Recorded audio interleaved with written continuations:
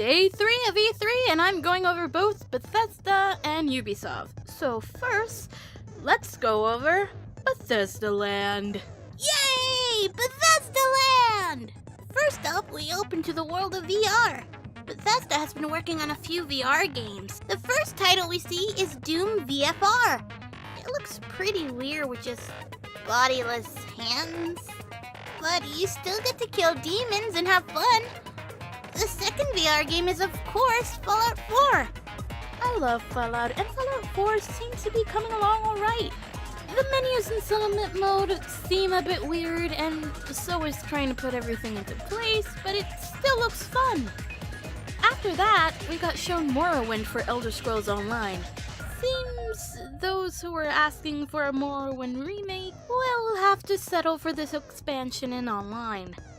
Not sure if you just have to go there and do new things, or if it's a retelling of the story, but it's just something to say the least. The stream was desyncing for me for a few minutes though, so I didn't get all of it, but it was mostly fans reacting to it. But trust me when I say, they acknowledged the most popular mod among modders with Bethesda games. Thomas the Tank Engine. After that, they showed us the Creation Club, which is a program for their games where you pay for mods they and other developers made. I have no idea what to think of this. First, you get more mods, but second, you have to pay for them? They say credits, so does that mean we have to pay real money for it? Or is there a way to earn it? Either way, there's probably better mods on the internet for free. Thank you, Nexus. Then they go on to the Elder Scrolls Legends, with more content, including a Dark Brotherhood story and more modes. And also that they will be adding Skyrim content into the game soon too. I haven't really played this or know how you play it, but it should be fun for those into card games. Card games? Don't you dare say it, Morgan. Aww. After that, they showed up Skyrim for Switch. They showed off that the game has motion controls, and also that the Breath of the Wild Link amiibo will give you a chest in-game with Link's outfit from the game, turning your hair blonde, and giving you the Master Sword and Shield. Who knows if they have more amiibos to be compatible with it, or if it's just Link, but the future will tell us soon. And then there's a new Dishonored game. Yes, another. This time involving a boat? And the main lead has a crystal for an eye? Also, a child slowly singing a sea shanty is really creepy, so I guess it fits the tone of the game well. It's called Dishonored Death of the Outsider. And next is Quake Champions, showing off a new character for the game along with a championship that's going to take place at QuakeCon. Guess that means Quake is returning to the competitive gaming scene, huh? It does look like fun though, and I guess you're in teams too. I may not like the competitive scene much, but that might change soon, but not with this game though. Next, we got shown one of the games that was under construction at Bethesda Land. It's The Evil Within 2. Now, the trailer is kinda trippy. I never played the first one, but from what I saw from the commercials from the first game, it seems to be a horror game, and being the jumpish person I am, I want to play it, but jump scares are not my thing, or anything that involves horror. And the very last game from Bethesda Land that was also under construction was Wolfenstein 2, A New Colossus, another sequel. This E3 has a lot of sequels, I noticed. But again, never played this one, but it looks interesting again, and also pregnant woman stabbing a guy and a guy high on drugs. That is the best thing I have seen. But anyway, it's a world where Nazis have taken over the world, and it's something I never thought I'd see, considering it's based on one of the most tragic things that happened in history. Though I guess this is altered history or future history, but nonetheless, I think I can be up for playing this. Now, onto the Ubisoft portion. We start with the Mario plus Rabbids Kingdom battle, and an appearance from Shigeru Miyamoto himself. And he spoke English briefly. I mean, that alone made me feel better from yesterday. Plus, the game actually looks fun to play and also funny. I can't take this scene with Peach and Rabbid Peach seriously. I mean, come on. And you're a tiny Roomba bunny thing! Cute! And Yoshi is in it! there it is. I want it. Anyway, now they showed Assassin's Creed Origins again. So if you want to know my opinion, it's in the Microsoft video. Then they showed the crew too, which all I get from it is combining all sorts of motorsports in one game and having you be the best at all of them. I think it has a story. Not sure, but I kinda like the motorbike part in it. Oh, and the boat racing too. Next is South Park The Fractured But Whole. That title is gonna get me every time. But I'm not a South Park fan. Call me picky. I like my animation with good plot. Might have been the years realizing the Family Guy is nothing but shit and putting me off adult animation, but Rick and Morty might be changing that. But I guess we're superheroes and some have gone astray, and then we come along and have to infiltrate the enemy. Guess that's where they're taking us, huh? Beware the censorship in the other countries, guys. Learn from the last game you made. Oh, who am I kidding? You guys made fun of the censorship while censoring the scene that needed to be censored.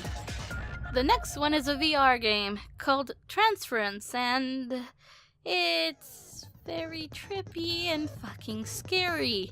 I guess they based it off an old case or an old experiment, if it's real, but I don't want to be caught in that world in VR anytime soon. Anyway, next is another pirate game. It's different from Sea of Thieves. I guess you're on a team with 5 friends or something, and you're trying to get treasure from other people while you each control a boat. And whoever has the most treasure wins. It's interesting, and I think you might get paired up with people, and you plan out who you're going to take out next. Not sure. Oh yeah, it's called Skull and Bones. After that, it's Just Dance 2018. Nothing new here. Moving on. South Park's Phone Destroyer. A mobile game based on the last South Park game, probably. And a mix of a card game.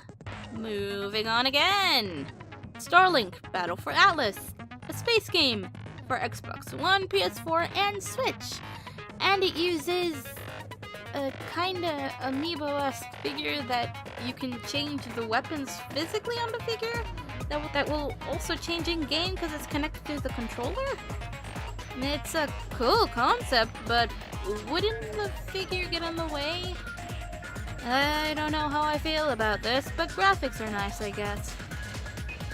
Next is Steep, another sports game.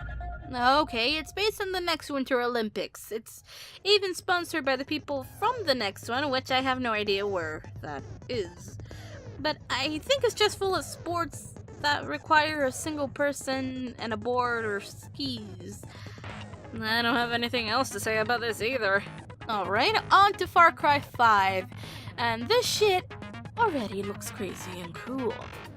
Repeating again, never played Far Cry, but this may make me want to give it a try.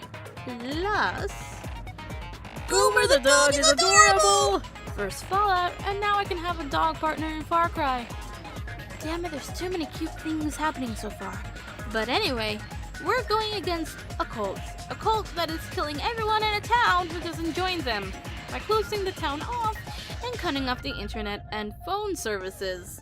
The good thing about this game is that there's co-op. Oh my god, another game for the pile of making shit happen by messing everything up. That's gonna be so much fun.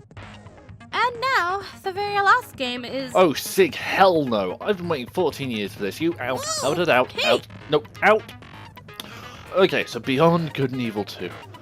Oh man, it was so good to see this game, especially considering that Ubisoft and everyone who's ever had anything to do with Beyond Good and Evil 2 said, nope, not going to be here. Oh look, it's here. Skits. But 14 years later, we finally get the first cinematic trailer for it, and it looks stunning. The graphics are great. You get that modern yet steampunky kind of look to it. Everyone's hovering around on things, and oh, it just looks amazing. Okay, so we start off on the planet on Journey 3, and you got one of the new main characters dealing with a warlord in Chinatown and trying to scam him, because that's what space pirates do. Oh yeah, they're space pirates this time. So then after that, you get into this huge chase scene. You get the hover bikes, you get the police, you get missiles, you get explosions, you get Wilhelm screams, you get a real taste for the tone that this game's trying to go for, and it looks absolutely great. So this is a pre-sequel. A prequel, I mean. Shut up, Morgan. Hey! So that is set before the first game, and is actually being credited as that on the Ubisoft page. And it's basically the description they've given so far is fight alongside unforgettable characters in a stunning new star system as you struggle for freedom and to determine your own fate among the stars. Now this is the interesting bit. Play the adventure by yourself or with friends in a vast and seamless online playground. Hey, Light, guess what's ending up in your Steam library, whether you like it or not? So this is probably one of my highlights of E3 so far. Beyond Good and Evil 2 is finally here. Looks like it's going to be a bit of background on Jade's mother, and we've got a whole load of new content. I love the fact that a little statue that the monkey gave for the scam was called Pagey. But I'm really hyped for this one. It looks great. I'm hoping it's not another 5 years before we hear anything else about it. You done? Good. So that was all from both Bethesda and Ubisoft, and all I can say is EA is at the bottom, then Bethesda, then Ubisoft, and then Microsoft. I guess tomorrow is Sony and Nintendo then, huh? See you then!